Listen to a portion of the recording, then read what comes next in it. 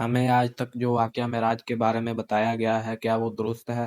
معراج عروج سے ہے، عروج کہتے ہیں بلندی کو، تو جو کچھ کہانی بنا کے پیش کی گئی ہے وہ نہیں ہے۔ سورہ اسراء کے اندر بنی اسرائیل کے اندر اللہ پاک نے پہلی آیت کے اندر یہ بات بتائی ہے، تو اگر اس کو معراج کہا جا سکتا ہے تو وہ زمین سے زمین تک ہے، مسجد حرام سے مسجد اقصیٰ تک۔ تو اس کے علاوہ کچھ روایات کے اندر آتا ہے جس کو خوابی معراج کہا جاتا ہے، تو یہ دلیل نہیں ہے، یہ روایت کی بات ہے۔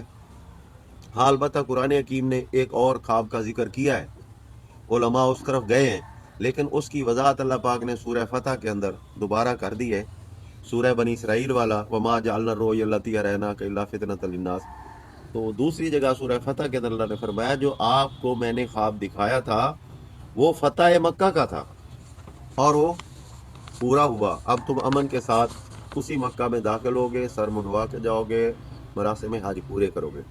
تو یہ ساری تاریخی اور روایتی باتیں، تو اسراء کو معراج کہہ سکتے ہیں۔